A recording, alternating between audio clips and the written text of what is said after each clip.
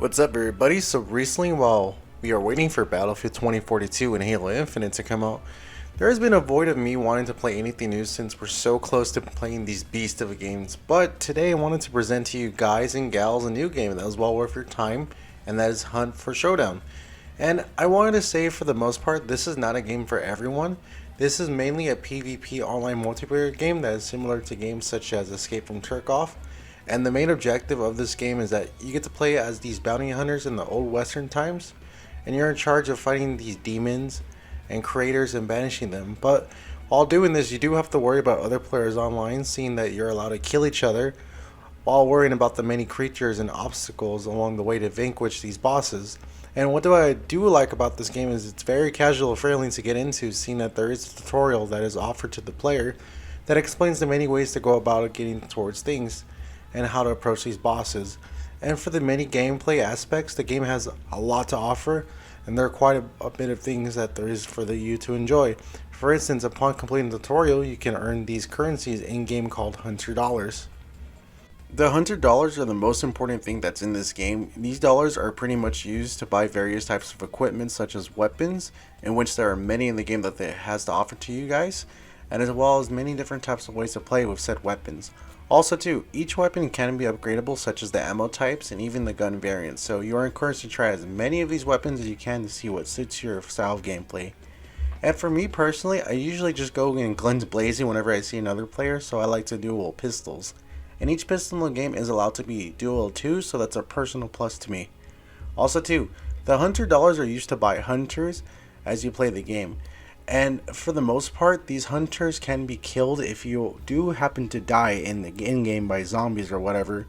But be mindful that these Hunter Dollars can be earned as you play the game.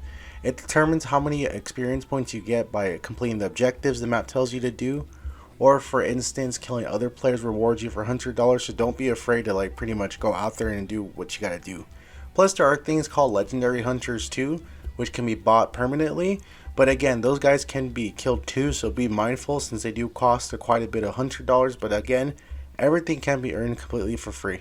And besides the Hunter Dollars, you can also, if you do manage to kill other players, you can pretty much take everything they have in the inventory. So for instance, if there's a certain shotgun or sniper rifle, you're more than welcome to take it if you can take them down. But this makes the experience of the game more exciting, seeing that any moment, for what reason, if you don't have enough Hunter Dollars, you can simply just kill a player and get the gun you want. Or, without worrying about the players, you also have to worry about zombies, spiders, TNT barrels, spikes, traps, sea monsters, you heard me right, and pretty much everything on the map. So be on your toes while you're playing this game. Also, if you're more of the chaotic type and you really don't care about picking up the weapons, you can simply also use Molotovs, TNTs to burn the other players' bodies.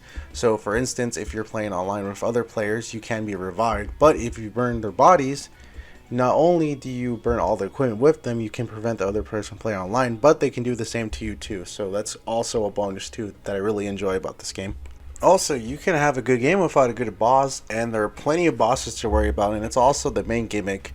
Now, as the hunter, your main job of this game is to use your hunt senses by tracking these clues, in which you need 3 of them.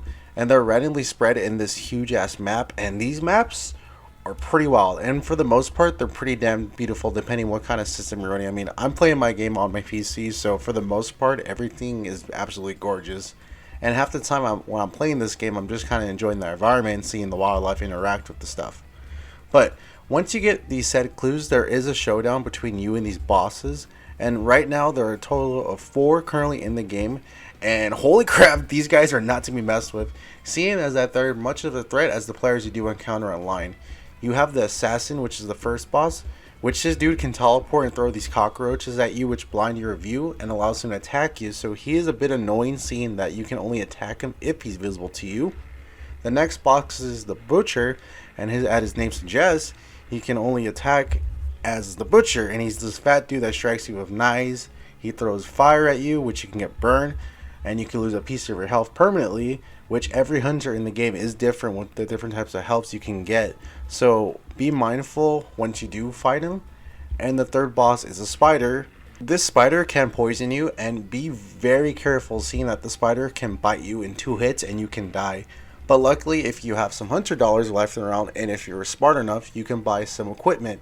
such as like anti-venom, but that's only good for about 30 minutes depending on which kind of version you get. And you unlock, said versions as you keep playing or keep using the equipment. And finally, the most annoying boss that I had trouble with is the scrap beak. And holy shit, I hate this boss with so much passion. This little shit puts 3 metal barbed wires and it can make you bleed. Also too, he has a hook that can pull you into these barbed wires and hit you with his blade. Not to mention, if you do stop the bleeding, he can simply walk through said the barbed wires and just swing at you again. I came across a game in which every player was destroyed by this monster, so it was a bit funny seeing. And once you beat these bosses, you can claim the bounty, which allows you to exit the map. Without it, you're pretty much screwed unless you can find another player, or you happen to just get lucky and play with a friend, which also too, I forgot to mention, whatever your friend does, including experience points, is completely shared with you, so that's a bonus. Also too, if you do claim a bounty, you get 5 seconds of this hunt vision, which allows you to see other players throughout the map in your little area. But the thing is that it's only good for 5 seconds, so I would not use it immediately. Just try to save it until you get to the extraction point. But then again, the match is 40 minutes, which is pretty standard for you. So if you're feeling a little courageous, you can go after the other bosses in the map, or hell, you can even hunt down the other players too. You can pretty much do whatever you want as long as you have the right equipment, ammo, and be prepared for each match. And there are points in the map where there are pretty like ammo and equipment available to pretty much take if they weren't like taken by the other players. So that's pretty cool. And yeah, I had a lot of fun with it. And it's pretty cool seeing that many of the developers behind this game are pretty rewarding to their players. So most of the time you don't have to use actual real money. I mean, there are paid DLCs, but that's mostly used for cosmetics. I mean, I've only purchased one, which is Billy Kid, which I've been looking forward to. I mean, he's pretty cool. He uses pistols or whatever. But if you're not really into the DLC, you can save these other currency called Bloodbounds. I believe that's what they're called. And these are used to purchase like more cosmetic items, such as like more legendary hunters permanently. You can get like legendary items for your guns, and you keep them permanently. And what's really cool too, if you do manage to save enough points from the other currency, these weapons can be purchased with your hunter dollars at a much cheaper price than you would usually find in the regular options. So I really had a blast enjoying this game, and if you have plenty of friends, definitely pick it up. It's on sale right now for about 26 bucks, but even at the $40 price point, it's more than fair. I would honestly give this a 9 out of 10, and I know it's a bit wild, but for the moment, since Battlefield and Halo hasn't came out yet, I had a blast, and I'm still playing this game currently. So I hope you enjoyed this cool little review I brought to you guys, and check out, Hunt the Showdown. So until next time, I'll see you guys in the next video.